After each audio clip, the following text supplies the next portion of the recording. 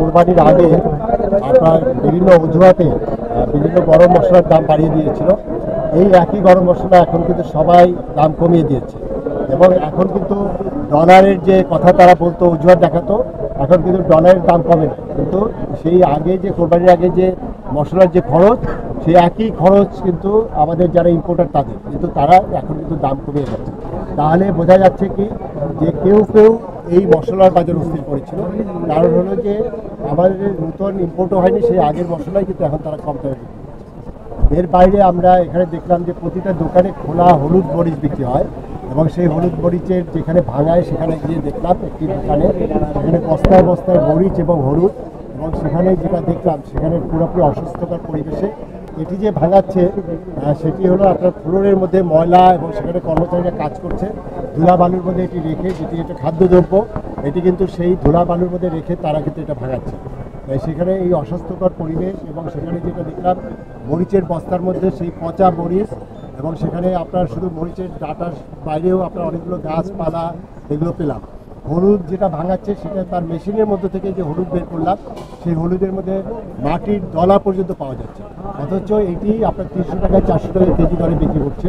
এবং সেই প্রতিষ্ঠানকে এই অস্বাস্থ্যকর পরিবেশে এটি ভাঙানোর জন্য আমাদের ভোক্তা আইন অনুযায়ী আমরা সতর্কতামূলক 5,000 টাকা জরিমানা করেছি, এবং এখানে আমাদের আবার মনিটরিং করতে আসবে আমাদের নিরাপদ খাদ্য কর্তৃপক্ষ, পিএসকে সহ 3 কর্তৃপক্ষ, ভোক্তা অধিকার সহ, তারা যৌথভাবে মনিটরিং।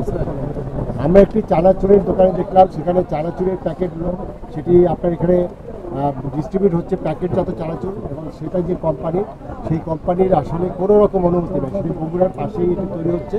সেই কোম্পানির প্রতিনিধির সাথে কথা বললাম এবং তারা বিএসটিআই কোনো তথ্য ছাড়া, বিএসটিআই কোনো অনুমোদন ছাড়া করছে। আমরা সেই দোকানে এই যেখানে তৈরি হচ্ছে তাদেরকে আমরা বলেছি এটা বন্ধ করে দিতে, এবং বাজার থেকে এই প্যাকেটজাত চানাচুর যারা বিএসটিআই অনুমোদন ছাড়া বিক্রি করছে তাদেরকে এই বাজার থেকে এই পণ্যটা উল্টো করতে বলেছে। এবং আগামী 2-1 দিনের মধ্যে আমাদের যৌথ অভিযান হবে, এবং সেখানে জেলা প্রশাসন সহ আমরা এই বিষয়টি কঠোর মনিটরিং করবো। এখানে দেখলাম যে ভেন্ডি, তারপরে এখানে পটল, সেটা মাত্র 20 টাকায় বিক্রি হচ্ছে, এবং তারা নাকি 13 টাকায় কৃষকদের কাছ থেকে 15 টাকায় 16 টাকায় কিনছে।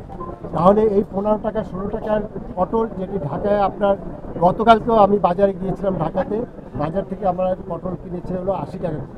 তাহলে কি দাঁড়াচ্ছে, আমাদের এই বিপণন ব্যবস্থা একটা ত্রুটিযুক্ত, অর্থাৎ কৃষকরা যারা উৎপাদন করছে এবং বড় বড় শহরে যে ঢাকার মার্কেটে, এটাও কিন্তু বগুড়ার জন্য সবচেয়ে বড় বাজার, সেখানে যদি 20 টাকা পটল হয়, কেন ঢাকার মানুষ 80 টাকায় পটল কিনবে?